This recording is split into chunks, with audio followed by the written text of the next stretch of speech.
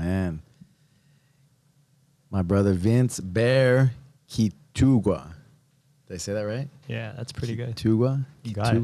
That's pretty good. Can't believe I haven't learned that yet after all these years. My cousins and my aunties have a hard time pronouncing it too. That's okay. Man, it's such a pleasure to have you just come up and just hang out. You know, it's been like, I don't know, it's been forever. First time, I think. Yeah, first time being here. Being here. You know. I'm always seeing you down there. Yeah, we always see each other in passing, you know, all the time. So tournaments or your warehouse, HQ. So to be in your domain, this place is amazing. So thank you for having me, man. I pleasure, man. It's been, you know, we're meeting, talking to a few people downstairs, you know, and kind of like helps. I can't help but reminisce, you know, just on how we met, right? All those years ago at, it was where was that at? In Orange County at Chinguinas, you know, on the mats. Yeah, man. I don't even know what year that was. What was that? Maybe 02-ish, 05, maybe 05-ish, maybe. See, I think I was going to Japan at that time. For sure. So it's probably like 2003, 4. 3-4-ish, maybe. Yeah. Yeah. I remember you used to come from Santa Fe and beat us up at Tinguina's. And then you would always do this pass. I forgot, it was like a blue belt or something. And you do this pass. I'm like, man, I was like, no matter what you do, like, he's going to pass, like, with that one thing. And it was like head. Now, like, looking at it, like, 20 years later, I was like, head isolation, tripod, then windshield wipering the foot. And I was like, that's my jam now. That's all I do to all the white belts and black belts now. I'm like, that's my jam.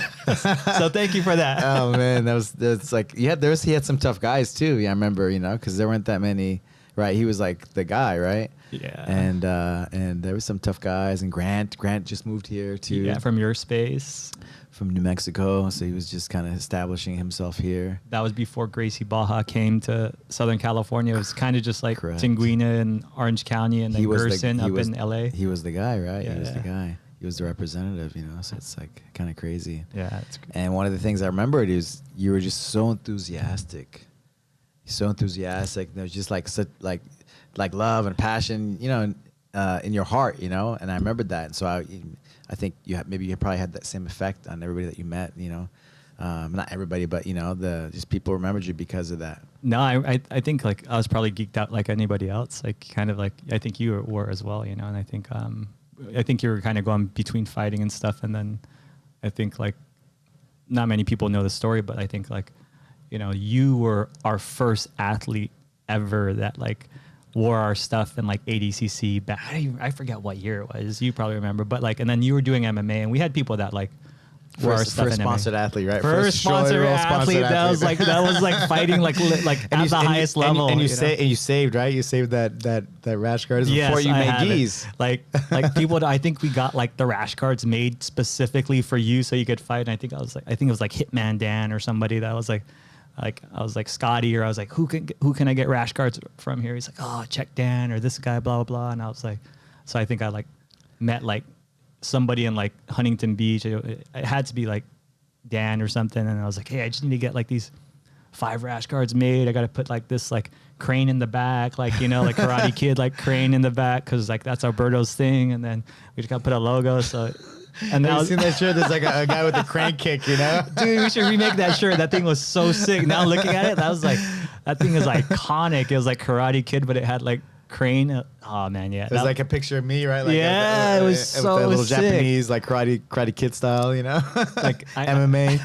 I forget about it, but that's like, you know, I think there's very few people like in the beginning stages of the brand, you know, and I think that's what we were super fortunate. I think that's probably why like I think like for us, like we always have like a really good connection with you, and like you've been always so like generous to like keep us through no matter what you went through, like highs and lows, you know, and like you know, you would take us on the biggest stage, or you know, if it was something else, like if it wasn't the biggest stage, you would still like ride with us like all that time, you know. And then I think for us, like, you know, we could have been a brand that like just kind of fizzled out and like, you know, it was just kind of a hobby, and we got like fortunate and lucky enough to like still be able to do this now, you know. But so it was like, I think like full circle, it's nice to like be able to work with people since the beginning. You know, it doesn't always work out that way, right? Because sometimes people go their own paths, and there's nothing wrong with that. But, right. But yeah, I mean, you were like our guy, and like ADCC, like you were our horse, you know, like, now it's like, okay, hey, like, do you want to have like Mikey or Bushesh or, Gardner, whoever the guys are now. But like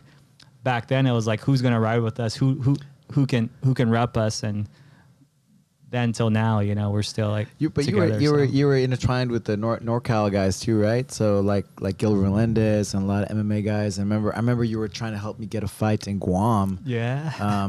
Yeah, we're like interconnected like that. Yeah, they had MMA fights out there. Yeah, it was weird, right? Because I was just like a college kid here, but then I had like, since I'm from, I was born here, but then I spent a lot of my time over on Guam, where my family's from, and then like I would go back and forth during that time. And like besides doing jiu-jitsu, like there would be like MMA was huge back then, right? So it was like you had promotions over there saying, hey, well, do you have guys? I was like, like let me check Alberto, let me check some of the guys. Maybe I'll like Alberto's fighting like some of these like bigger shows in Japan, so maybe he doesn't have a guy, but maybe he has another guy, and it was kind of like that. And then at that time you're like, oh, I can't fight it because I'm busy, but like maybe I have one or two guys that I can send. I'm like, perfect. So yeah, a little bit of that. It was like that whole era of like forums, right? And there's forums. Everybody's on the forums, right? Kind of just like now there's probably like it's Reddit, right? But back then it was like every like fighter had like their own profile on the forums back then, and they would post, right? Like now I guess it's like TikTok and like Instagram, and everyone's like that's their forum. But yeah, back then it was like that was the like that's where everyone communicated, and that was the tribe, So yeah, it's crazy. Yeah, and then I was trying to remember like when you the fighting, and then just the scene right back then. It was like there were barely any tournaments as well. And so how did you get your information, like tournament results and footage? Yeah, it's interesting, right? Because I think you back then you traveled a lot, at least just from me watching you from afar, right? Like you were on the circuit, you were competing in Brazil, you were going to Asia. I didn't travel like that much back then, so I didn't have that exposure access, right? And we didn't have like internet was just like 1.0 at that point, so like we didn't 1.0 dial up, but AOL, the AOL days. Like they didn't have like if before cell phones, right? you were lucky to get like a scanned image on the internet on a web page back then, right? Like image only, So I think for us, like internet was still kind of like somewhat like not really a thing yet. People didn't really even have web pages yet, but I think back then most of the information was just like locally what was happening, and we were just lucky enough to be in Southern California. Right. And then I think like everybody would come through Brazil and this or that. Right. And then like you start to figure it out. And you're like, oh, you're in Huntington Beach and like, or in that area specifically, or Torrance. And you're like, oh, this is that guy. That's that guy. You start like talking to people. Yeah. And then I think at that point it was all VHS. And then like, but the stuff here, everybody had kind of the same stuff. You would buy like the Panther videos off of like Black Belt magazine or something, right? or you would like I haven't heard about the Panther videos, but that was straight up where you got the stuff. Yeah, that was like the instructional back then, right? And that's how you learned jiu-jitsu. Like you wanted to get extra stuff, right, that you couldn't get in class. Or you would like see like a technique sequence in like Black Belt magazine or Inside Kung Fu or whatever it was back then, That's kind of old footage, right? Maury Sperry, remember Maury Sperry? Maury Sperry, right? Bustamante, anybody that was like an MMA star or jiu-jitsu guy, they had like a Panthers promotion. They were like the BJJ, they were like the BJJ fanatics of like back in the day, But I think, and I think the stuff that was like really cool that like most people didn't have access to here because like they would just look at that stuff. I think I met like a buddy, and then he had like dibs to like this guy that was just like recording VHS tapes and then was like ripping them off of like sports TV in Brazil and then all the Japanese channels in Japan. So he would have like all like the Brasileiro, Sport TV, Passando Iguara, like tapes in like 2000, and then he would have like, he's like, hey, I got this like $20, it's just like he recorded it off of his VHS and that's like, it was like, and then he would have like the new Pride, in VHS, like we didn't get Pride here. And then you would buy that tape for like $15, and like, you're like, oh my God, you see what's happening over here. Like they got like music videos and there's like jiu-jitsu mixtapes going on. And like, you see like fighters and then you had that. And then the opposite of that was like going to the Gracie Academy and learning like a technique or whatever your local gym was, a Machado gym or whatever, and like that was basic. Man, So. that was just what we had to go through to get to footage, right? Yeah. And to see things happening. And now we're just talking about this downstairs, right? How it's like floor grappling and just even all these training websites. You can just get stuff before it's even in the tournaments, right?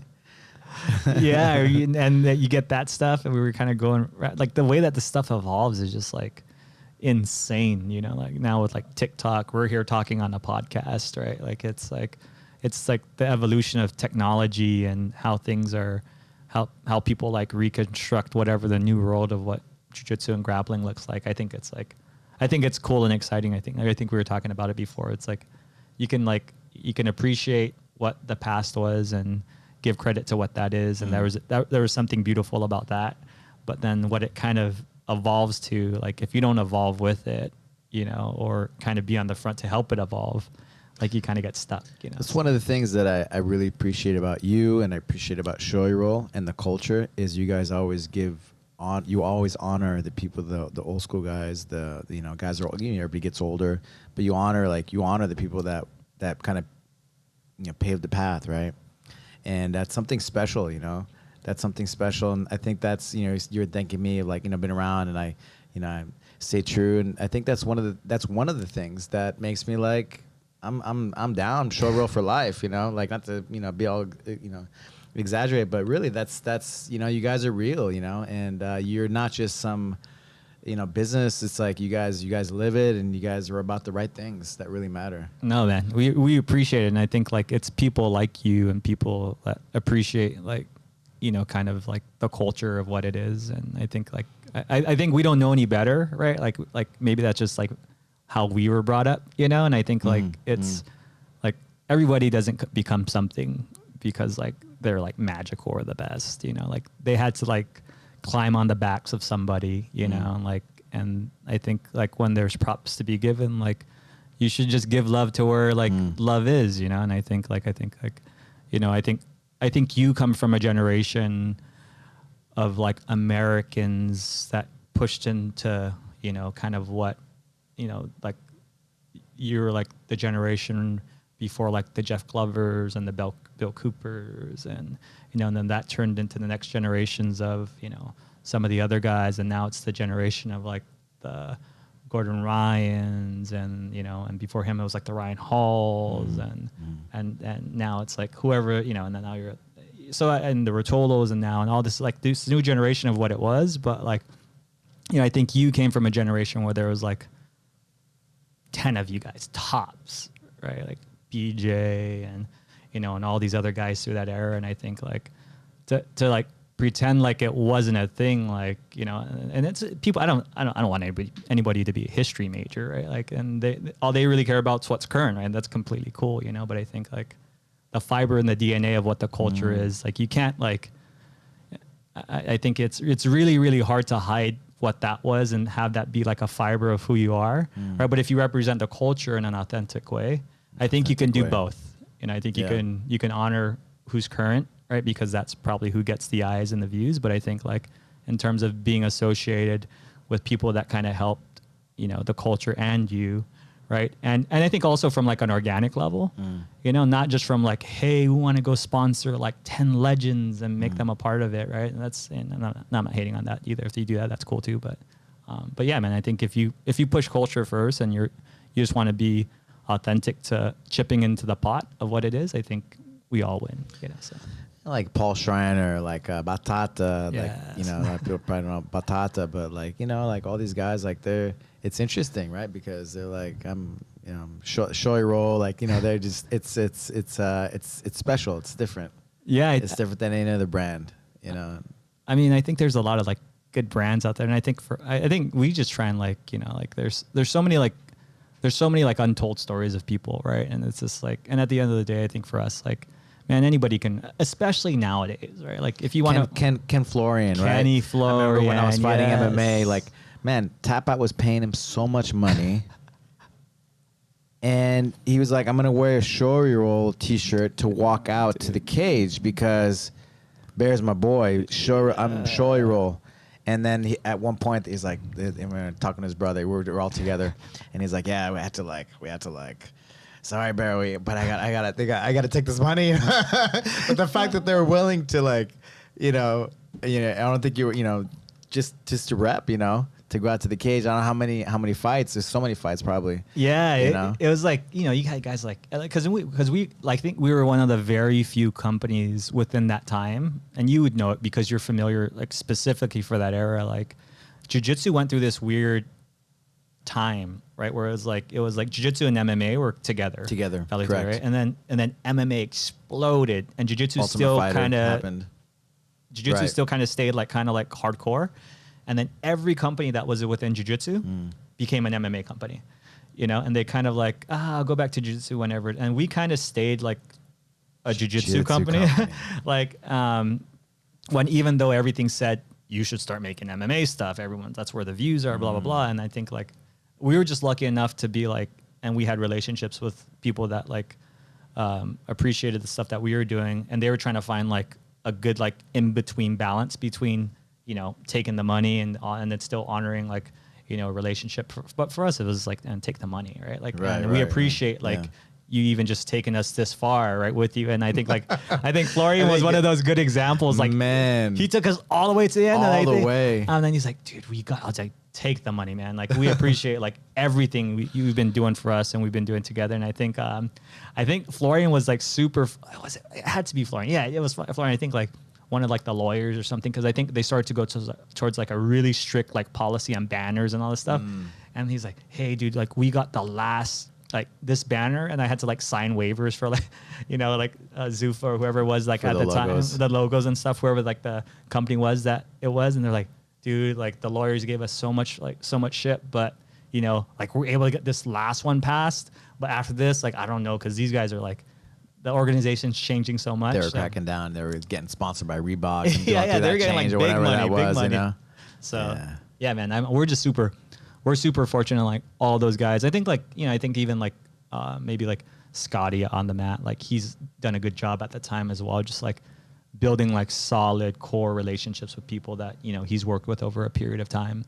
I think like, I think those things, and I think same thing, Scotty was like, everyone's trying to like make a living from it and just trying to do it as long as they can. So, so him being in this space for a long period of time, like, and he was just like in there, and then, we were just trying to help the guys that were like with us, and like wherever that took us, great, and we were just super fortunate. It's so interesting just how everything has evolved. And I'm so proud to, be friends with you all these years and just see Shoyoroll grow with all these, all these celebrities, and it's like the brand, right? And just it's really cool. No, man, I'm really, really proud of just not losing the essence of it, It started with the crane style, man. It started with the crane style. With the crane style, we got to bring back that graphic, man. That rash guard, Like, so it's like, but man. I think it's like, I think it's nice to see. I think it's nice to see the space kind of grow, and even like I remember when you're over in Santa Fe in New Mexico, right? Yeah. And just doing your thing, and you're just like jamming, and then like you came to LA and you started to do your thing here, right? And it's like to see what you've done in like a period of time, like that's like crazy. Amazing. And I think it's just like the beginning of it. I think me and you were talking about it. It's like we come from this like culture and sport that's like, it's pretty like it's pretty loose, right? It's like culturally it's pretty laid back and loose, but it's also like very like traditional and like conservative in terms of like ideology and what's okay, what's not okay, right? Old school, new school. So I think with like this new generation of like people and kids that are kind of getting into jiu-jitsu and places that are exploring more on like what jiu-jitsu kind of is, I think it's like, I think it's going to be like really rad and exciting. And I think you're in like what you're doing here and just like the people that are here training, I think it's like, I think it's only the beginning, and then we'll be having these conversations in like 10 years and then be like, can you believe that? Like, I remember that. But it is, I think you're right. Like, I mean, look at what happened with the Ultimate Fighter, right? Like, I remember because I opened up a second spot and I did advertising on the Ultimate Fighter the first season. Oh, just by actually Lord Irvin was like, I'll do a 30-second spot. I was like, okay, I did it. And because I was opening a second spot, so we did it, whatever. But it blew up, right? it blew up, and then the finals with Stephen Bonner and Griffin, right? That took it over the edge, right? And then it began, right? Then it began. It's more people because of the popularity of the UFC and MMA, Joe Rogan, right, as well, just advertising jiu-jitsu. But there's always that MMA, like just self-defense part that I think is, talk about old school. That needs to be part of jiu-jitsu, right? I love sports jiu-jitsu. Man, I love it. I love, Summer Braga was here doing barambolos. I love it. I love learning different things, But man, at the end of the day, like you need to know how to like fight and defend yourself, And I think, I don't know, just it's we can't forget, And so it's cool to kind of intertwine those things, but it's also nice to the jiu-jitsu lifestyle as I'm older, right? Because I'm, in my 40s now, and I fought for a decade, right, MMA. And I'm so grateful to jiu-jitsu, because it gave me the lifestyle, it gave me the relationships, it gave me, health and just everything else that it brings, right? And I wouldn't have had that if I just fought MMA right off the bat, right? Yeah, I think like the community, right? The community of it, and I think like I think when I came into this space, and I'm like, man, like the stuff that you're doing here, with like everybody has like a jiu-jitsu gym, and some people have like a workout gym within it, but like the stuff you're doing here, right, like right now, and I'm pretty sure it's going to adapt into whatever that version of it, what it's going to be in 3 to 5 years. But so I think it's like, but I think also you have like a pretty open mind, and you're curious, and like you're also like you also believe in stuff that's like efficient, So I think like what that's going to be, I think it's going to be awesome, because I feel like it's still like the beginning stages of what you're probably going to build in the next 5 years, or it's just like the infant stages kind of. And I think, in all honesty, I think like jiu-jitsu is kind of in that same, it's at that same kind of crossroad, right? Where like you have kind of like the two tribes jockeying for position and selling what they want to sell, right? You have sport jiu-jitsu, and that's kind of what they know, and that's what they're familiar with. And then not many people have like MMA kind of like experience or striking experience. So they kind of like, that's not really their thing. And if you do, that's a bonus. And then you have the other side that's kind of like self-defense or like more traditional, but those things all clash. It's the same thing, but they all clash. So I think it's like, in my opinion, I think like it's one culture, but unfortunately just because of business or know-how, right, or alliances, are, it's kind of the way it is right now. But I honestly think in the future, I think it should be like, it shouldn't only be self-defense. It shouldn't only be sport. It should be a little bit of striking, a little bit of this, a little bit of modifications of everything, so. Yeah, maybe their goals, right? Like, if you're Gordon Ryan, your goals right now is to, be the best no-gi grappler, right? You are already, but, whatever, so you're depending on your goal, right? So that's what you focus on. But yeah, I mean, just being a well-rounded jiu-jitsu artist, what does that mean? What does that mean to be complete? If you're just maybe sports jiu-jitsu, you should takedowns, you should passing, you should have a good guard game, right? For sure. And age, size. I think there's so many things that like, I think we're kind of in that like 5-year phase where like, I think a lot of people are going to be doing like a lot of figuring out in the next like 5 years on all sides. I think on the sports side, on the self-defense side, on the curriculum side, on playing stuff where it's like, like, do you really want to be doing that when you're 40?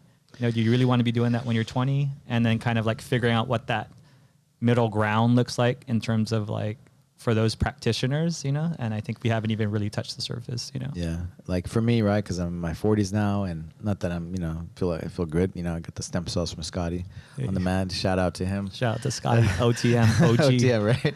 But just the lifestyle, right? The lifestyle, the health, the benefits from the training, and I want to be able to be my best age at every age, every decade of my life, and I want the same thing for my students. So how do you do that?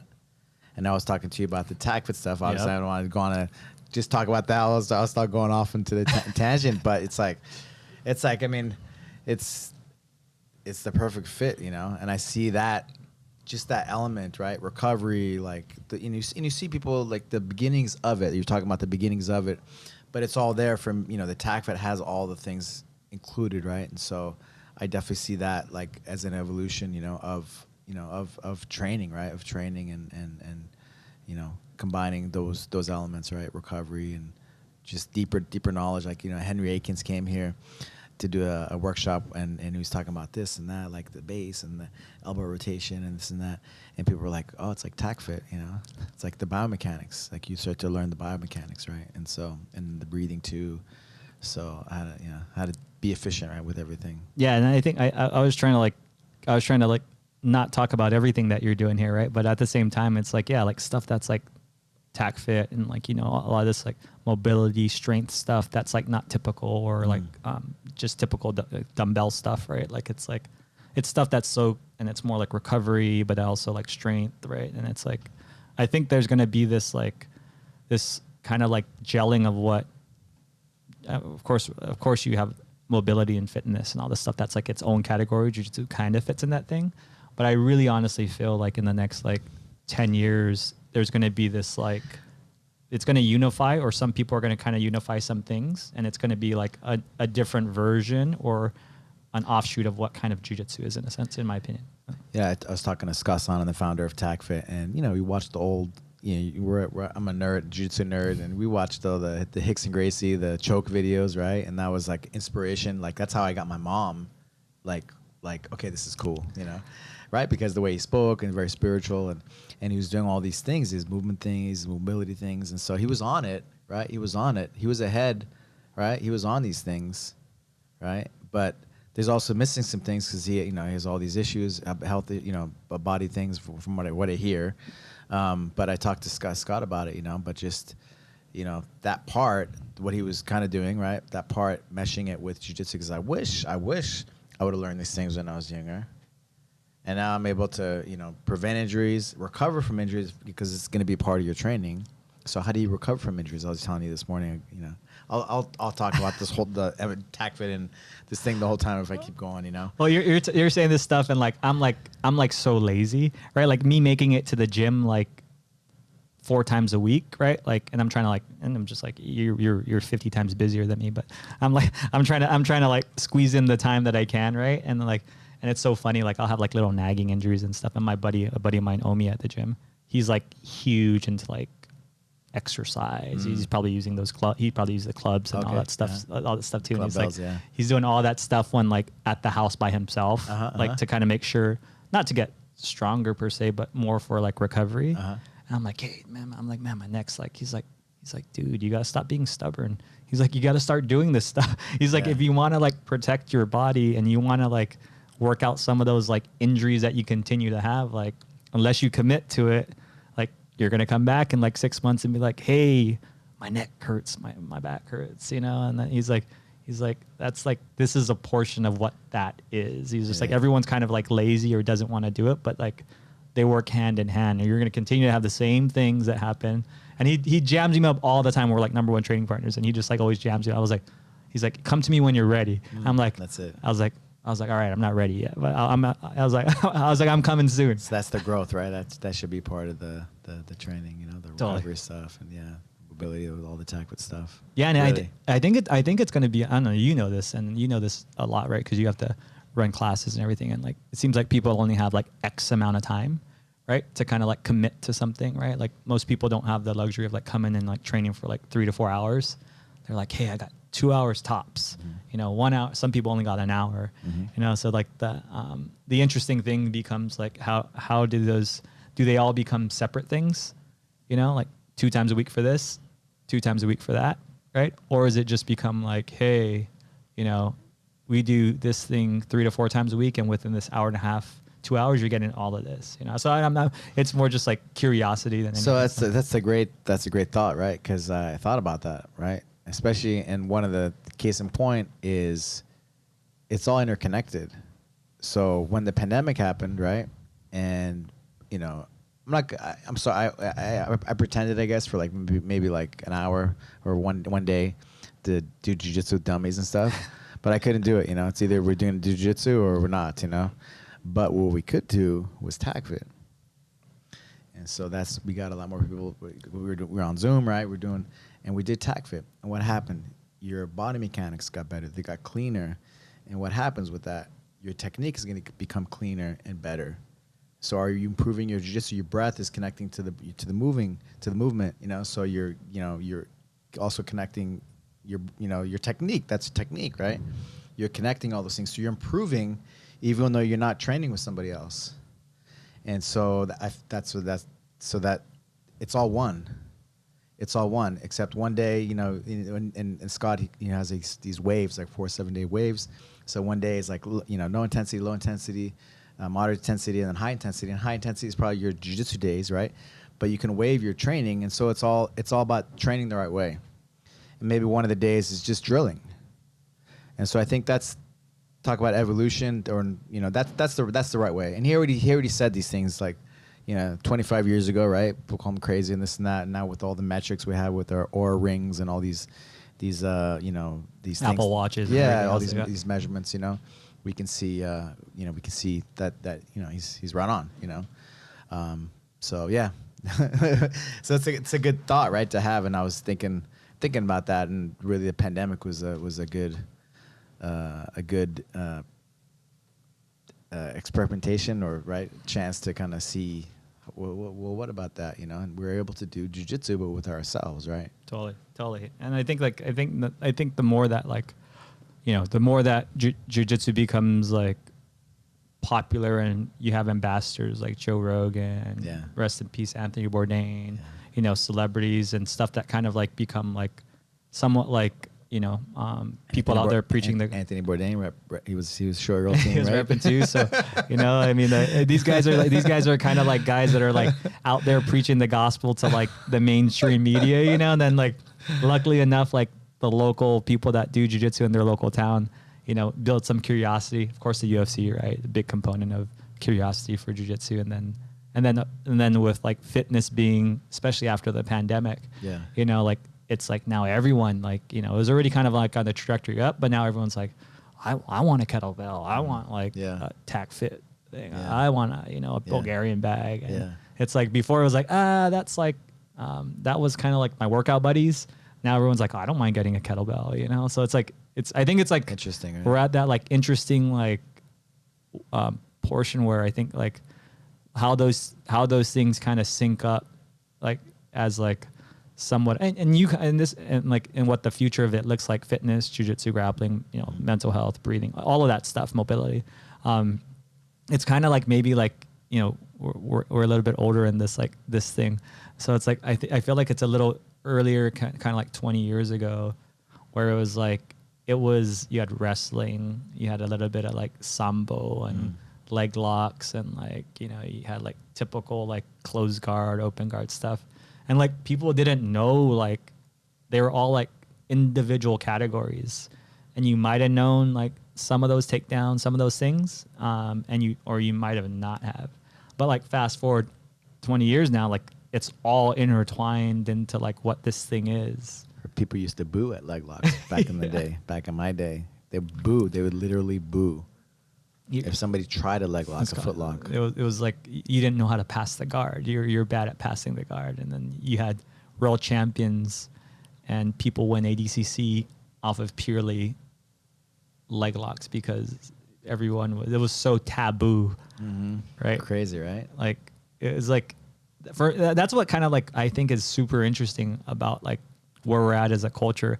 Like, of course we've kind of like progressed, but it's also like, there's still so much of like that oldness built into like who we are as like a culture within grappling. And it's still like, just now, like, leg locks are finally starting to like kind of somewhat be accepted, you know? And it's like, what's that, 25, 30 years minimum at least that's taken, you know? And it's like, I don't know. I'm like, for me personally, like, I'm always doing like I'm too old to be like standing and trying to do single legs, or like a really shitty like judo throw, you know? And then like every now and then, like a blue belt or like a purple belt, it's like, hey, let's like stand. I was like, you can stand all you want. That's one of the great things about jiu-jitsu and the lifestyle, right? Is because it's like, it's not so hard. It's a little bit easier on your body, right? You could slow it down if you need to. Yeah. But I always thought it was like, you know, and I think that's also the beauty of it. Like, you get to like gauge your ego, you know, like you could figure out if you want to like really pump it up that day, or you want to like bring it down, you know. And I think that's always been like no, I got no problem you being a better, like, you being better at takedowns than me. Cause I was like, I'm like, my takedowns are so bad to where like, I'm just going to work on like guard recovery today or work on my guard because like, I was like, I got to train next. I got to train. And if you beat me up today, like me doing like a dumb throw or something, like I won't be able to train next week. Yeah. So yeah, that's it. And I wanted to switch it up. Yeah. I want to go back. You grew up here and you went back and forth to Guam. Yeah, I was born here and then I moved to Guam when I was like fourth grade. And then I went to high school there the whole time. So it's kind of like grew up American, right? Southern California boy kind of, right? And then moved to Guam when I was like, and then kind of like got rooted a little bit, So it was like interesting. Like I grew up American and I like turned into like an island boy, then I came back out here after to go to school. And then, so it was kind of like a mixture of both like island boy / like, Southern California guy. So. And how did you find jiu-jitsu? Same thing, kind of like as everybody. Like like my grandfather was like a boxer, like a pretty like decent popular boxer on the island like a long time ago. But he died early, and I didn't get to like meet him. But I used to hear all the stories. And then my family was like, of course, like any other American family, like into boxing and stuff like that. And then I remember like UFC back in the day, right? We would watch it and like the Hoist first Gracie. couple ones, the Hoist Gracie ones, and I was like, nah, that guy's gonna get knocked out. Watch, like I don't even know what that guy's doing. He's gonna get killed, And you watch the first one, you're like, he won, You're like, that was a fluke, And then you watch like the second one, and he's unbelievable. He's like, man, I'm like, oh, like I was like, he's onto something. Like like the first one I was hating so hard. The second one he won, I was like, all right, I'm a believer. And then and then of course you kind of go down that rabbit hole. And I think at the time I was on Guam, right? So I was like 15, 16 watching UFCs or whatever. And then like you wouldn't be like, there was really nobody. I think Ensign and like Guam's so close to Japan. So like Shuto and some of that stuff is like, you have You'd come around Japanese sometimes. Coming in and out. And there was like little local wrestling gyms that were kind of messing with it. I remember they're just like mopping like people in wrestling and stuff. And I was like, oh man, that's interesting.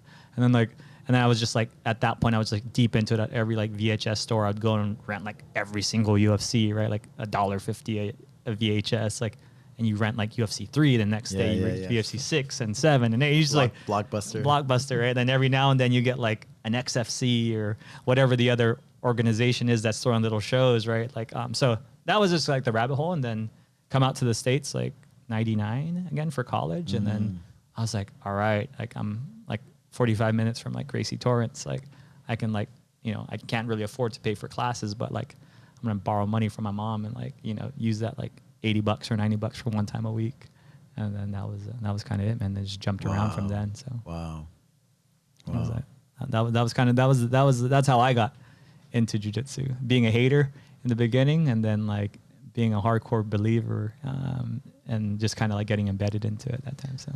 And what was the idea to start a jiu-jitsu brand? How did that evolve? Because you already had the logo. I remember like you had some shirts. They were done like really bad, but I remember the logo, bad. They were so bad. It was like I don't know what it was. It was so bad, dude. Like it was. But I liked you, so I was like, it was one of those things where it's just like any other kid trying to like do something. I think like I was like at the time I just like started doing jiu-jitsu, but I was like really into like I grew up skateboarding, like just like being a kid of like vert skateboarding back in the 80s, and then got into like surf culture, like of course like a high school kid being on the island, and so those are just like things I was into, and then it just turned into jiu-jitsu, and I was like creative kid, like tagging on books and stuff like that, and then I was like like let me make like a t-shirt with like but it was never like a jiu-jitsu company per se. It was just like any other kid that wanted to make like 5 t-shirts for him and his boys or something, Yeah. And but you had your logo.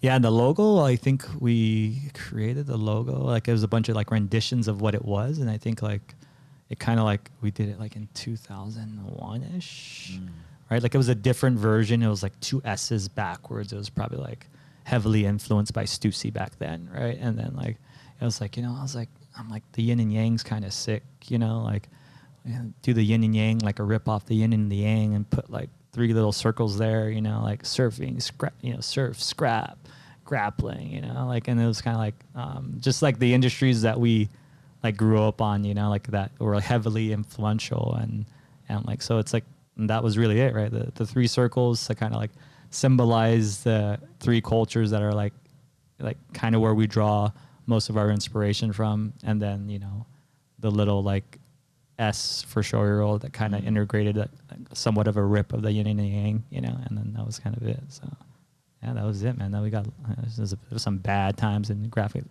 design back then. MS Paint and whatever else we were doing. Xerox machines out of it, but no. So that was it, man. That was the era. So. And how did you go? Because the first one of my black belts from New Mexico, he came to visit me actually in Pasadena, and he wore his Shoyoroll gi. I don't know that you even made gis. You know, I wasn't like always on the forums and stuff. And then I was like, oh, I remember the logo. You know, I was like, oh, they make gis now. Oh, that's cool. He's like, yeah, man. Then he explained like the first ones but this one's like really good. I'm like, right on. And I actually he gave it to me. I was like, give me that gi, because he was loaning it out for loaner gis as well. I was like, give me that thing. So I saved it, you know. I got to do something with it, you know, eventually, you know. But yeah, and then I think that's how I reached out to you too, right? To get like Orlando sponsor for the Abu Dhabi Pro, right? The gi one. Yeah. No, I think it was. I think that's how we got reconnected, right? Something like that. Yeah. No, I think we were like, because before that, we were like sending you stuff for like, you know, like I'm trying to like remember even the years. I think we were just training, right? Like because we were making T-shirts from like 99 to like, you know, like 2006 ish, right? And we didn't really start like making gis to like right around 07, 08 ish. 07, 08. Right. So this had to be like probably like 2009, 10. And that's right when we were starting to like really make gis. That's when like we kind of went from like practicing, you know, until like making gis, right? Like what? And it was like, and you guys made your mark. You know, gi was like that was like a really good one, you know, and then everybody was talking about it. Because it was interesting, right? Because we were making like T-shirts, giving free T-shirts out to like grapplers in like 2002, 2003, 2004, right? And it was like, you're wearing the logo. You guys are like Tap Out, like the guys that used to out of the trunk, you know? Yeah, we're like, supporting. you know, Tap Out was like big and like kind of like getting ready. They were kind of big, and we were just kind of like the new like little like local company that still wasn't even really a company, right? Just making T-shirts. And then like after that, like it was like we made like gis not by accident, but we were just like, you know, the guys were like, hey, you want to make a gi with your logo? I'm like, nah, not really. We make T-shirts. We don't really make gis. We're like, oh, you can make it. Just like put it on. All right, we'll try it, you know. And I remember we'll try it, and it didn't work, right? Like we tried to I think we sold like 5 or 10. And I think the second time, and that was it. And then the second time, I was like, you know what? I was like a gi nerd, just like you are, and everybody else is like everybody back then, and probably still till today. Like everybody has like a very specific thing they like about, like, you know, out of their 1 or 15 gis, they have like things that they really appreciate, different elements of them. And then that was basically it. I was like, you know, like I like Corral's fabric that they're using. What is that? You know, and I was like, KF Fighter at the time was like this Brazil company that was like had like some, amazing like, you know, had like amazing like knee pads and like, you know, fit, you know, it was like tight. And then I was like, oh, but Awano and HCK had like this like thick collar, you know, and I was like, solid collar. I was like, nobody has like graphics or anything. I was like, I think Lucky just started, like Scotty just started Lucky at the time, you know, and he was like, I think he just released like his like Spade key or whatever. It was like super expensive, right? And it was like, that's what everyone like wished to like afford one day. And then, so I think like for us, it's like, well, we're not into like that stuff, but like we were into like reggae culture heavily. So we're like, what if we just put like Rasta stripes inside the gi? Like, so we just basically made my dream gi. And then after that, like that's when it started to like kindly get a little bit of traction. And then like, couple more, then it started to hit on the forums and stuff, and then it was cool. Yeah, I remember that because it was everything was like your dream gi, all the good stuff from all the Tamas, from the KF Fighter had this, that was really good. The Lucky, the Howard combat kimonos, I had all of them over the years, you know, for sure. And then you like your R&D was like, man, it was like on point. When if they all had a baby, right, like this, right, was what cool. The mixed like baby would look like vibes, in a gi. Island vibes, like, you know. Yeah, man, and we just got lucky. Then you know, like then we kind of like solidified ourselves into like a product that we made, you know. And I think there was a I think that's always the hardest part, is like we always like there's a billion different products to make, right? Everybody can make a t-shirt, everyone can make a gi, and unless you're truly serving an audience that really wants something, you know, at the end of the day, you're just kind of giving them a skin of whatever it is that they want. You know, you're just like putting your graphic logo or whatever on it, but if you can kind of like really get into it and dig into it, and if there's really a void or a need for that little area, like that community will back you 3,000%, especially if there's like a need for it. You know, I think nowadays it's just like super easy to have like a dope, nice Instagram or to have like really nice photos.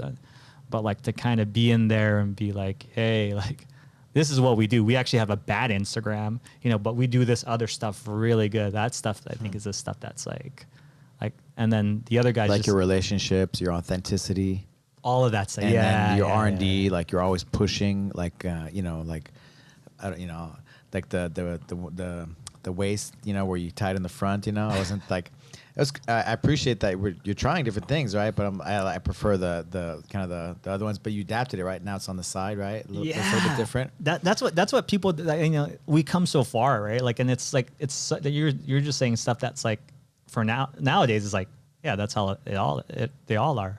But back in the time, like, you know, you would have like super small details, like belt loops used to go like all the way to the top of the pant, and you're like, that's fine. I know it's been made but if you bring it down like 1 inch, it doesn't ride on your stomach as much.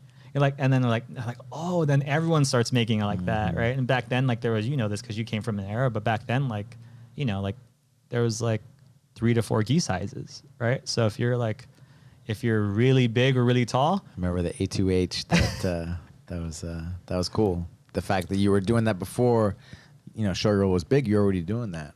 Yeah. Like I got an A2H for you. You know, guys that are like bigger, but the other ones are A3. They have to get them hemmed and everything. Yeah, like I think that's funny because it's like one of those like that's I remember, right? Like, and it's like I remember. I think I remember the time when like you were talking about before when you did the gym. With our when you did the gym, and then you're like, hey, I got a student, and it was Orlando back then, right? And it was like, hey, I gotta this guy's gonna win everything. You gotta get him a gi, blah blah blah. And I was like, what size? He's like, I don't know, like he's pretty big guy, like A5 or something.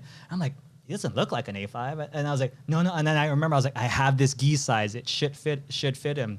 But it was one of those things where it's like people that like were, you know, different body types, whether you're taller and skinnier, you're shorter and wider, like.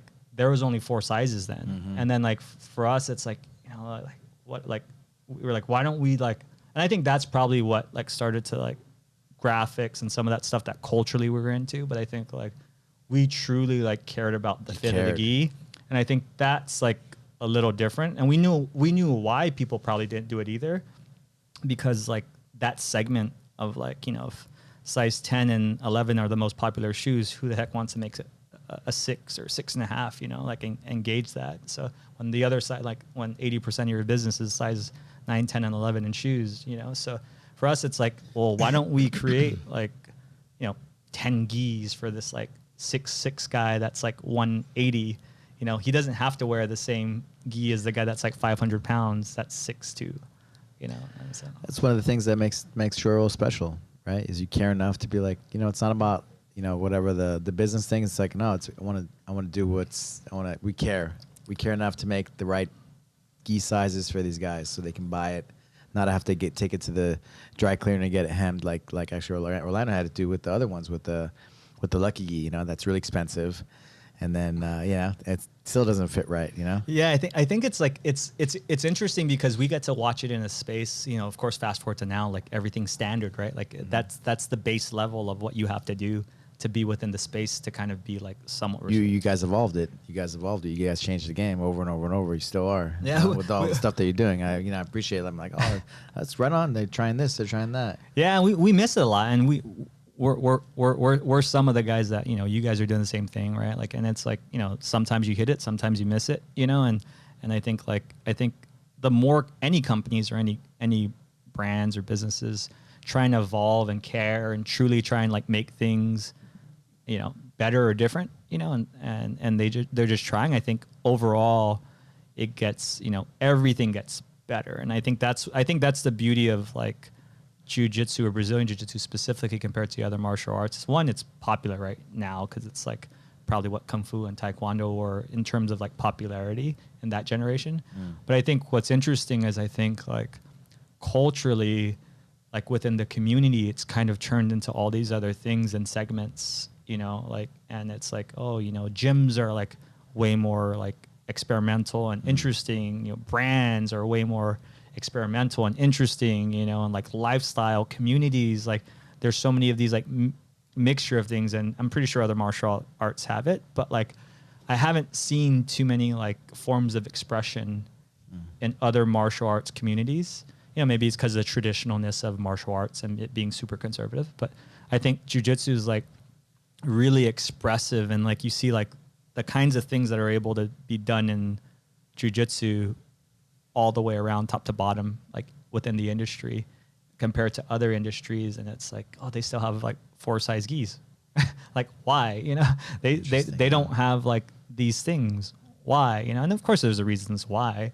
But I just think it's like, it's really rad to see that jiu-jitsu specifically as an industry and in a culture, you know, like there's like that form of expression and evolution. And I think that's like rad. So yeah, you make sure we look good, you know, and you know, you go the extra mile to do that. You know, you're not thinking about the bottom line, the money. You're thinking about, you know, people looking good. Yeah, man. I think we all gotta.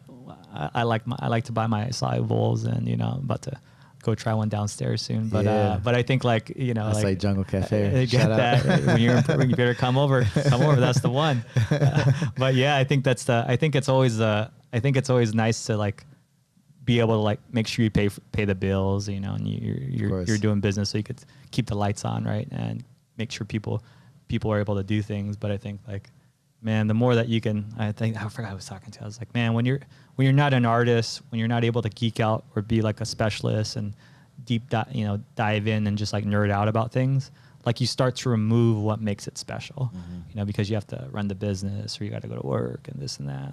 I was like, sometimes us like helping people or saying, hey, can you do this? Can you do that? Like, no, man, just let him do his thing. Let him like be an alien or be like, do his own thing and be like wild and crazy. And like, that's his thing. You know, once you start to add to it and change it, then you're kind of like making it like what it's supposed to be, you know, just like let it be it, you know, you're just like glad to be a part of that, you know? So, yeah, that's it.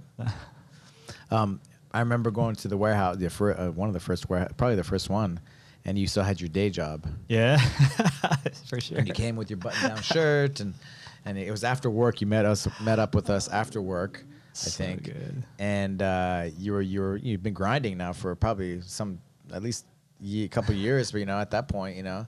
But you had like a stack of boxes in the back, you know. I think you did like a makeshift, maybe even mat. You know, and you know, and then eventually you guys got another warehouse, you know, and then you started to get more organized. But it was just passion, right? You followed your passion, and then you know, like you were lucky enough to, you know, to have some hits, right? And then you're able to quit your day job. Yeah, for sure. I remember those days like they were yesterday. I remember just like I think I was like I had like an outside sales, like I was like a manager for like an outside sales team in a company, and like so it was like grinding like crazy monthly cycles every month, like about to get fired or like having to fire somebody because like you're on this sales cycle where it's like if you don't perform you're done. Yeah. And then like I think I just bought a house, just like my family was just starting, and then it was like, and I was like crazy career growth, right? Like I was finally starting to make some money, you know, and then Shoyoroll started to like finally start to make the turn at the same time, right? Like we were actually selling stuff. And I was like, oh shit, like, you know, like I might be able to make like 40 grand a year with this thing or 60 grand a year, whatever it was at the time, right? Like even that was like, if you can make 40 grand or 60 grand with a side hustle, like that was like, especially in those days, right? Those days, I was like, man, that's a dream. Before Instagram and all that stuff, it was like I might be able to like do this thing, you know, like, and I was like, but then it was like, there was no more time.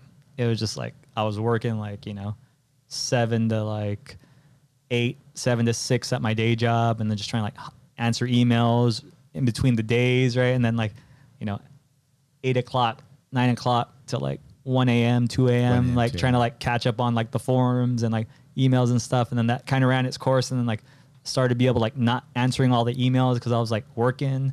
I remember like you're kind of saying like, you know, it would be like that time where it's like, I'll be, oh crap, there's a tournament in town, right? Like everyone's in town. So-and-so has to get gis, this. I'm like, running for my day job. Hey, meet me at the warehouse like at 6, right after I get out of my job, you know? Then like throwing gis around and stuff like that. And then like, it came to a point where I was like, man. After I get out of my job, yeah. After I get out of my job, right? Like I'll be like in my little like button-up shirt, right? I was probably like 30 pounds, 40 pounds overweight, right? Like it was just like stressing on all that stuff. And then I was like, got to that time. But like you're not, there's like so many people like, I remember like you came, you were kind of dressed up in this. I just got like after work, like I just got the first space, right? And it was like, you know, and then people were coming around for tournaments and stuff. They're like, hey. But I remember like there was just like all that stuff. And then it worked out, man. And I was like, you know, we had like Bushesha and all these guys like come around that little there's that warehouse, and then the other one you always had like a little mat in the warehouses, you know. Yeah, it was like I think it was like at that time it was kind of cool because it was like still like pure, right? Like, and there still wasn't too many people like that knew about it. Yeah, you had like maybe like Corral and some of the other guys that kind of had like their spaces per se, but it wasn't really. The Gilberto, right? Had the Gilberto had his space. Yeah, Gilberto probably had his space at the time, but it was like we were kind of like in the grind of it, you know. We like Bushesser was like purple belt. He was hanging out there, and like it was just like it was really like core and hardcore, you know. And it was like before like it became somewhat like corporate or formal, you know. And then I think that was. What did your wife think about you starting getting the gis, and then you know, I mean, you're going to bed like, you know, you're you know pushing the boundaries, right? Pushing the burning the candle at both ends, right? What was she thinking at those? I'm sure she was helping you too, right? Yeah. The behind the scenes things where I was take all the credit, right? But don't give a shout out to the yeah, no, man. all the people that make it happen. Really, yeah, no, I think she was super understanding, and she understood like it's since I was like I don't know, as long as I can remember, like 18 or whatever, there's always been like a little side hustle trying to do something, you know. Okay. Like, so there's always been like, oh, let me try this. I was promoting like reggae clubs and stuff in like downtown Long Beach for like a few years. So there's fight promotions, right? Like helping buddies over on the island, like taking fights. So there's always like, that's what I knew you. There's always like some little things, you know, like, so it's like all this stuff. And then I think but I think like, and then like, of course, like I'm only so good at some things, right? I suck at a bunch of things, right? So it's like at that time, like, you know, I was like, there's different people, and then my mom was like one of those ones that helped me at times. Hey, can you handle this? And of course, like she was like, good at all that stuff. I sucked at a lot of that stuff, you know. I was like, oh, I'm good at doing this, and you know, and then that's kind of like, you know, that's kind of how like that stuff like happens. You know, I think any small business per se, like, you know, it's normally starts from like, you know, the people around you that can help you, that you trust, you know, and then like once you have enough money, then you can kind of maybe pay, you know, someone else to help, and then like with time maybe you have enough money to pay yourself, you know. But that seems like the normal course, and I think she's always been like super understanding, and you know, like, and I think like looking back at it, you know, you raise your kids on your lap next to the laptop or next to the gym, right? Like that's kind of like a part of like a small business grind in at least in the martial arts space, you know. And I think it's she was super understanding. I think and very helpful and instrumental and all that stuff. So. Do you remember the exact moment where like I'm going to be able to quit my job, and when you maybe gave your notice to your job? Yeah. I remember like kind of like it was like after like one or two releases, and then it started to hit. I was like, oh shit, we just sold out all those keys. I was like, that's a lot of money. And I was like, okay, fuck, like if we do that like 2 or 3 times, like this might be something. And then I think it was like, so I think we did like a release, and we were crashing servers, like all kinds of stuff. Like we had to go to like 4 or 5 different hosts because like people couldn't, like web servers at the time, they weren't made for like splurges of traffic. It was like consistent over time. And the funny thing is like back then there was a company called Shopify, right? And back then it was a lot, right? It's grown a lot, you know, but back then like that was like, we were lucky enough, like tech buddies like Dom and tech buddies that helped us back then. It was like, hey, there's this new company called, but like they're kind of like the new Apple of this, super simple, but they can handle high bandwidth for like a spurt of traffic, because that was always our issue. No matter who we went to, we would crash servers, and we would have to and then our customers would be pissed, right? We would miss out on sales, all this. And then we met Shopify, and I think Shopify had like 15 people at the time, right? Wow. Like customers. customers, right? Like we like, I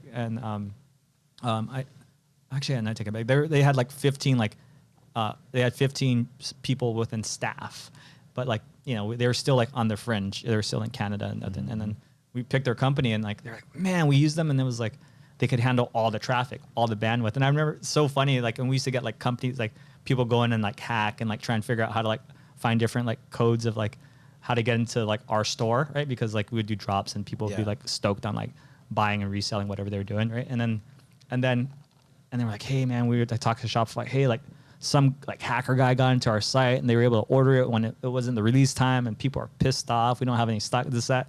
And then like, I forgot, it was like, I think it was like Kendall, I think it was like Kylie Jenner or whatever. Like, and at the time, like they were all doing their shops on Shopify too early time. And then we had people like go in the back end. We're like, hey, this is a part of the code. Like this is what's wrong. This is how this guy ordered. We're like, wait, so if they can go in the back end, they can check like code and this and that. They could see how much stuff we have, and they're finding out like algorithms that are.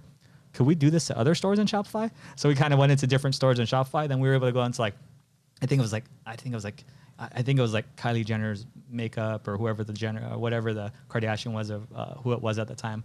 But we went into their stores using the same crack that other people were using just to see if they could see on other Shopify stores. We're like, and we sent an email to Shopify, the whole thing, like, hey, we went on 3 of these stores that are hosted on your site, and we just saw all the quantities and everything that everybody has in all their inventory, and like huge mega brands, you know? So we're just like, but we would have to figure some of that stuff out, right? Because we needed to, like, our customers would get pissed if there was, but it was, so that was like early days, man. So that's cool. But it's come a ways, man. So we're just stoked to still be in the culture, you know? So. Yeah.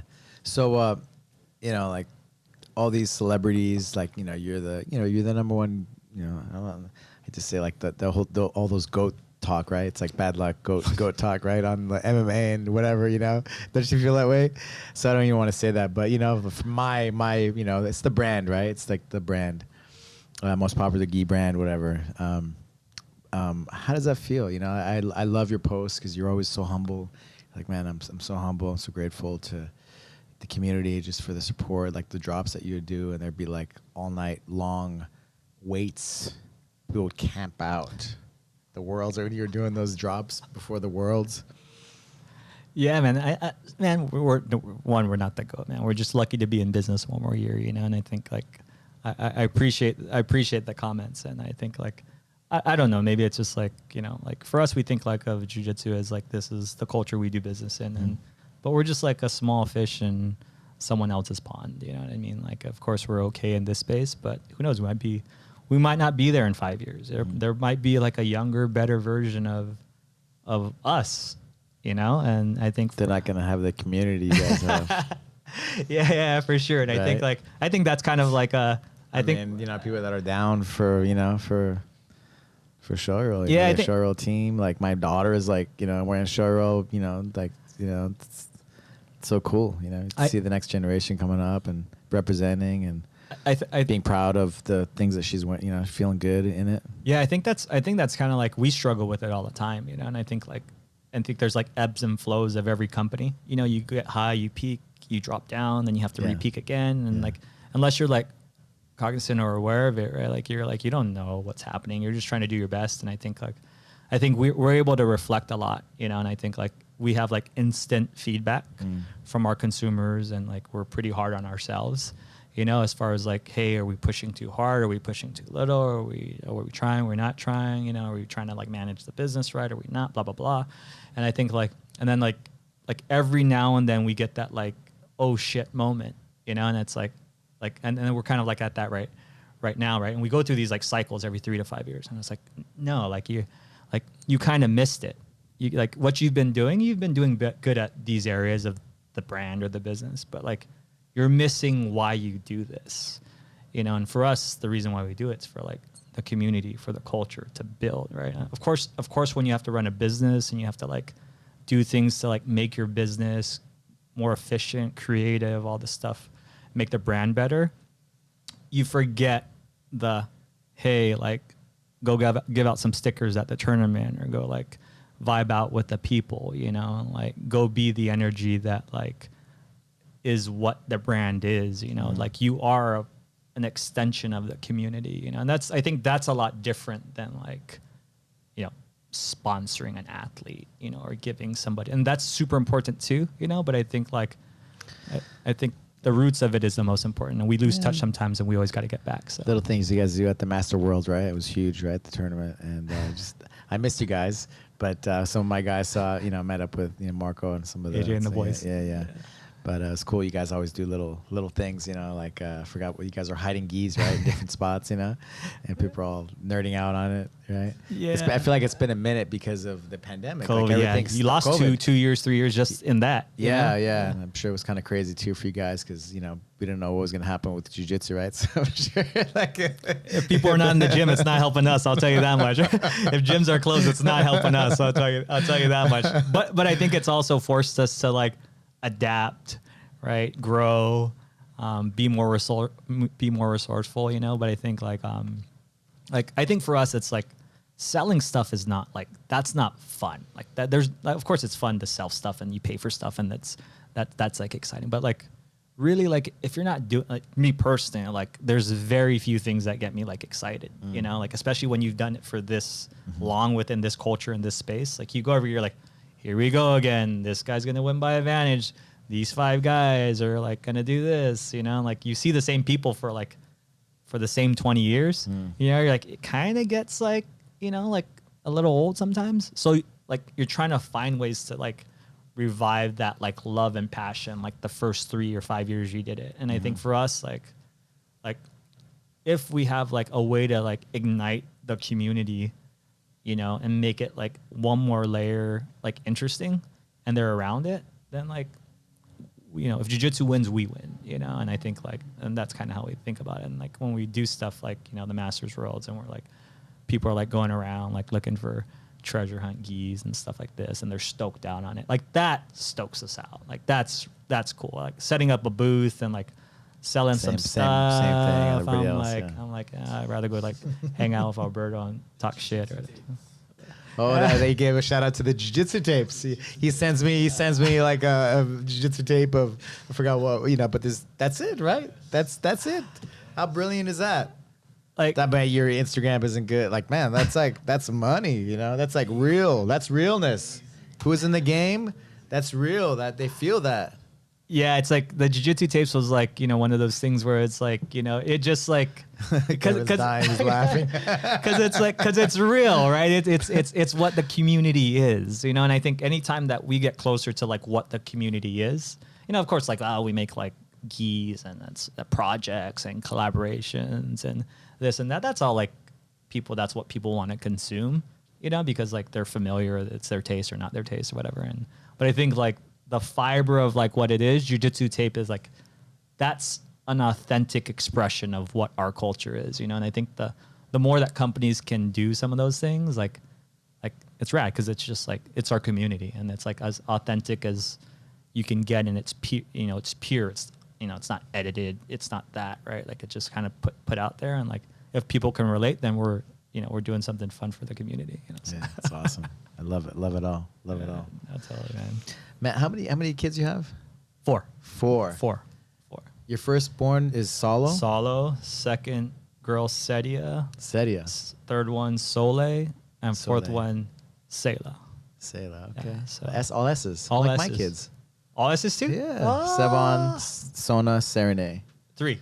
Right. 3. They're twin girls. See? That's cool. Right on. See? You know what's interesting is you remember you named your boy Solo, like Solo Ribeiro, right? Yeah, for sure. And, super inspired by jiu-jitsu and Solo. Yeah, and he was my, he's kind of like my GOAT. He was my, the guy I studied when I was coming up, and he's the one that evolved my game because of tactics and game planning. I could beat somebody that was better than me by taking them out of what they're good at and doing what I'm better at, right? And so he was the first guy to do, game planning and having tactics, right? He was the first guy to do it. Now everybody does, of course, But we got my friend Surudu coming by. Yeah, I love it. I brought him by the studio back in the day. Yeah. Totally. Capoeirista. Capoeira King. Yeah, and he's top competitor too. Yeah, so. Yeah, I know that. I think you're referencing Solo, right? And it's like it comes from that era. Like, I love that era so much because there's like it was before everything became a thing, and Salo was like one of those things. Like The his late look, '90s, his style, the late '90s you know, was his era, right? And that's when I was coming up the ranks. Is that I was curious, just on yeah, no, for you. sure. He was, in my opinion, like he was like, there was like 5 guys that like you looked at and you referenced and like, man, that guy's like dominating, killing everybody, right? Then you have like the Margaritas. I always liked like Bustamante's like calmness and style, right? Of course, you had like Hoyler in that area who was just like always dialed and never made a mistake, you know? And it was like he was part of the family, but I think like between like Salo, you know, Margarita, of course you have like Leo, Shaolin, Terere, like that whole stuff, right? And then you had Holeta kind of like, playing with like that whole era is like the era that like anchored, like that was the reference of like. A lot of people don't know who Roberto Holeta, the guard, right? Just the era. It was like the Gracie Baja, right? For sure. It was like the golden era, and those are the guys who made the name. For sure. And like Saul Ribeiro, it was so cool because I got to do a podcast with him. Like he's like to talk to my, coming up favorite guy. It was like so cool. And he was referencing those guys. Those are the guys that made him.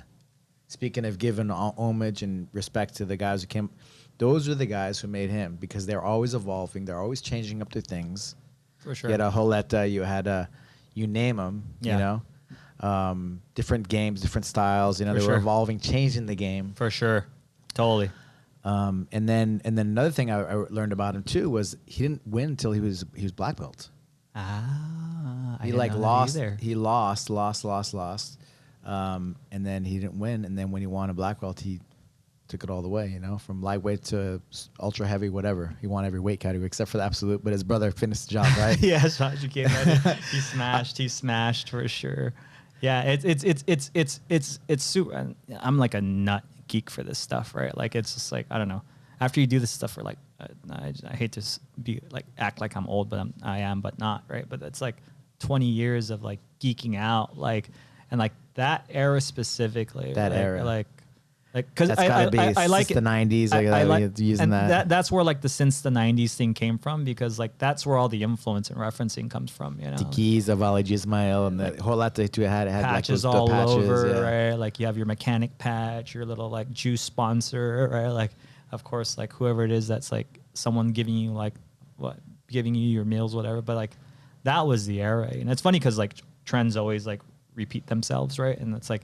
Now, like all that era is kind of coming back, but like, that's like, man, like people don't like understand. Like, there's like, like style wise, like Terere style, wild, Holeta style, crazy, Margarita style, insane, right? Solo's like dominance, like those guys specifically, like I don't like. There's not many. Leo Vieira, right? Shaolin, Leo those lightweight battles, Marcel Feitosa. It's like, but I think like, I don't know, me personally, and then like, I always like reference Bustamante because he was always like calm and collect and like slick, like not even like, you're just smooth, so it's like, and there's a billion of them, but like, I like it because like guys like Holeta, guys like Margarita, right? They were never like, they're of course they were like champions and stuff like that, but like they kind of like got forgotten about because there was someone else that might be like a Solo or someone else that had more accolades. But like, man, like Margarita for me, like that guy just stylistically how he did things, and Holeta how like like the whole inversion of stuff. Like, but Margarita for me, that's probably he's up there for me, style. The first time I saw Margarita was, I don't know if you remember, they had a Pan Am's in Miami, 1999. I remember watching the video. I don't remember. Okay, So what happened, usually it was at least 2 days before. It was 2 days before. Is that when he fought Fabio? No, he fought... or did he fought Fabio in LA? This was purple belt in 1999. He wasn't black belt yet. But that's the first time I saw him because he went against 2 of my teammates from Draculino, and he beat them both. He won his weight and the absolute weight in purple belt. And it was always 2 days. Something happened where they lost, I don't know, the second day, and so they had to do it all in one day. So we stayed there all night. We finished at like 6 in the morning, so I think I went at like 1:30 in the morning, and he was still going at like 3:30 in the morning. Some of my team was just still going, so we were basically staying up all night. and it was like it was crazy. But he was just like he was just a savage. He's probably used to going out and whatever party. He was going hard, right? And fighting the next day. I was like, dude.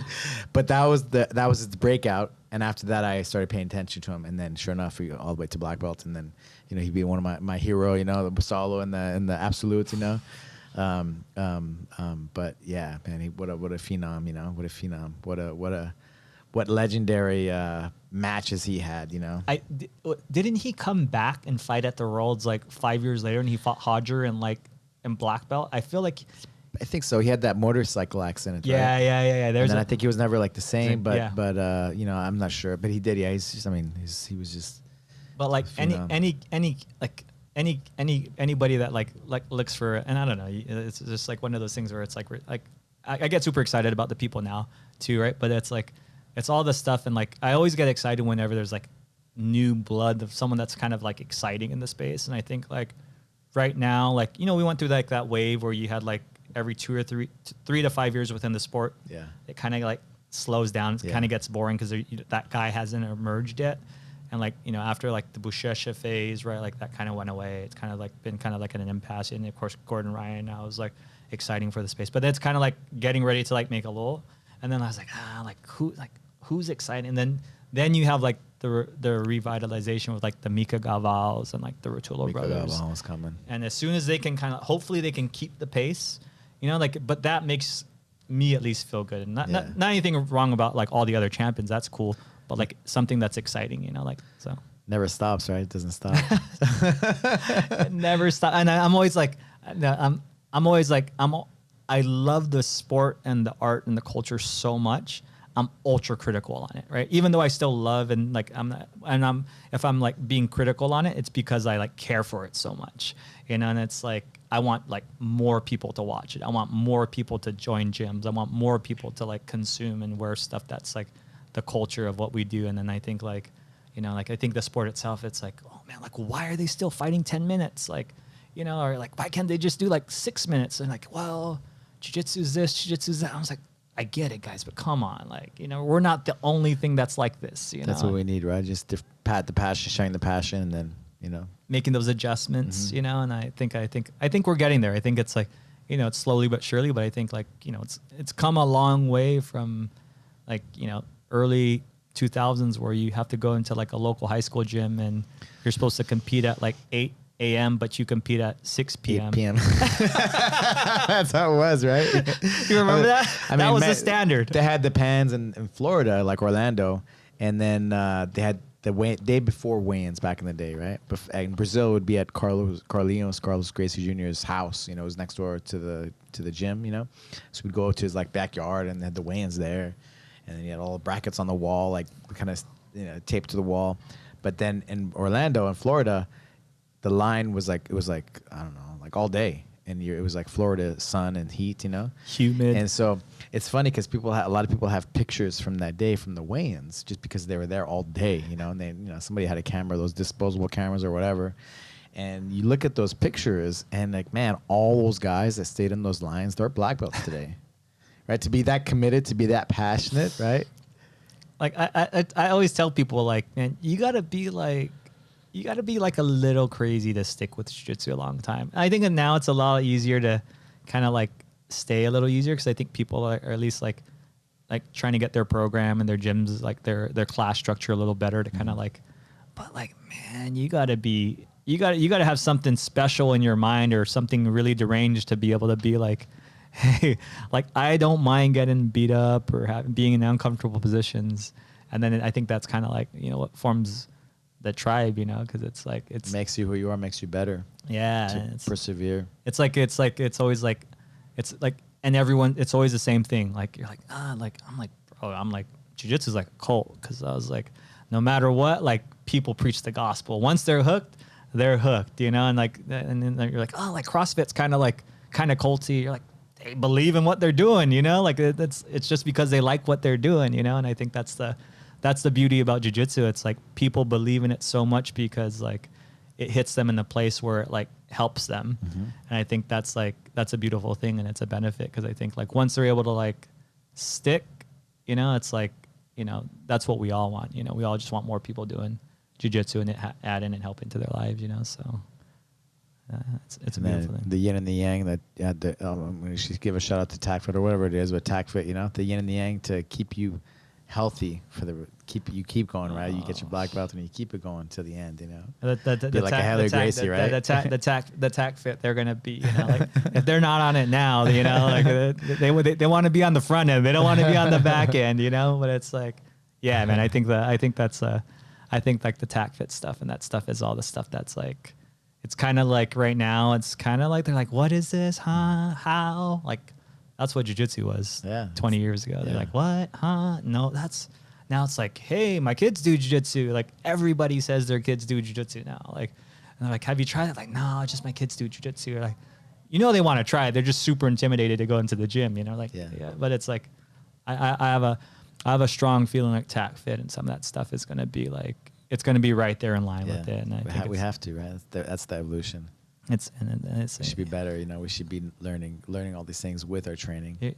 You're always on the front of it, Alberto. You're always on the front end of it. Whether you're in the cringy high school gyms hanging out for like, you know, 24 hours trying to compete when there's like, oh my god, when there's only like 6 people staying at a local high school gym. You're like, why is there like 6 people overnighting here, and we're all doing this thing? And these same crazy 6 people. I paid my dues. Okay, I paid my dues. I paid $80. To compete, you know. I paid $80 to do this and like to spend the night over here. And I'm like, what, for like this little like taekwondo medal that they just like re-stickered over, you know, they give it to me, you know. Yeah, for those kinds of medals in those days, you know. Now the medals are all nice, you know. Even our in-house tournament, I got medals from Brazil, you know, like super nice ones, you know. Kevin got one. Shout out to Kevin, purple belt debut, you know. Yeah. But man, those Cracker Jack box medals, you know. 7 matches, you know, wars, you know, it's crazy, you know. I think that's the beauty of just seeing where it is and where it's going. I think with like social media and the internet and just like things being more accessible. Yeah. I just think it's gonna be it's gonna be rad. I think the cool thing about the stuff that you're doing and just like watching it, right? Like I think you've always been on the front end of it, right? And like almost like core to the culture, almost like some people would say to a fault, because you're like so in love with it. I think anyone that's core to anything, whether it's like 2 people doing it or 2 million people doing it, like that's your shit, you know, and that's your thing. Man. I just try to follow the heart, you know, my heart and passion, and that's the best. Do what I feel like is right, you know. Yeah, and I think those are the ones What's that like the best interest for my people and my community. And, totally. Yeah. And I could see it, man, and I've seen it. I could already see where you're at now, where you were then, where you might be in the future, you know, and like there's not many people that are doing the things that you're doing, right? And I think it's because like, and it's not like you just started today either after the pandemic. You've been doing this stuff forever. And I think that's what people don't understand, right? It's like, you know, people that are kind of on the front end, sometimes it's a little like challenging when you're on the front end because you're doing the heavy lifting, or everyone else is like, you're a little bit crazy, or why are you doing that? That's not like what's popular. Why don't you do this? But like, at the end of the day, it's your thing, and when I follow my heart, I do what I think is right. What's the best way, you know? Totally. And maybe it's a little bit different, like doing jiu-jitsu, like going to Brazil, right?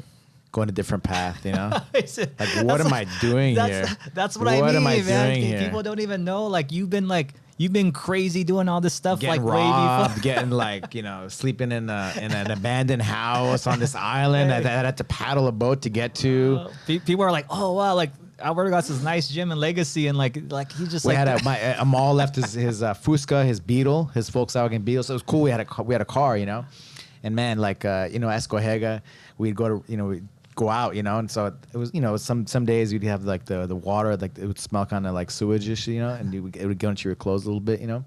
We'd go out all pumped, you know, and then I had a car though, which is big, you know. But the floor was kind of rusted, so it was like the Flintstones car, you know. Oh, but just you know, just it's so funny, all these different experiences, you know. But see, you've been doing that, like you were traveling to Brazil, like in the early days when people. But it's still it's different, right? Yeah. So like out of the different going a different way. Luckily, because my good friends, I'm all Easton, you know, had the courage to go out there. But then I was young enough and whatever, crazy enough to just be like, this is it, you know, this is what I want to do, and then doing it, right. That takes balls, man. It's like you know, it's a lot easier to do one thing, but like you're always like doing stuff your way and exploring. And I think that's cool, man. That's like, well, it helps me to have great people around me, and like that includes Shoyoroll and you, and yeah, man, you know, straight up, you know, because we inspire each other, man. We're trying to do our best. It's all about the company, you know. It's all about the support and the people around you. That's my motivation every day. We just try and explore. We're just not nonstop exploring, you know, trying to make it better, trying to make it funner and stuff like that. So you've been around for 2 decades. You know what? You know, I love to ask this question. What are you grateful for in this space? Man, I think I'm grateful for family. You know, I'm grateful for, health. I'm grateful for the culture and just being able to have the opportunity. And, I think of course, God and everything else, whoever your God is, you know what I mean? I think in general, I'm just blessed and overall somewhat humble to still be able to do this over a period of time. And, and I think some people don't have that opportunity, and I've just been so fortunate enough to still be able to do something in a space that I hold dear to my heart, and yeah, I'm just fortunate, man. That's just me and blessed. So, amen. Thank you, brother. Thank you, man. Thank you for having me. Thank you. Thank you for being you. Thank you. All the way through. So, and thank you for having me on, man. I can't wait to see all the stuff you're doing in the future. So I'm excited.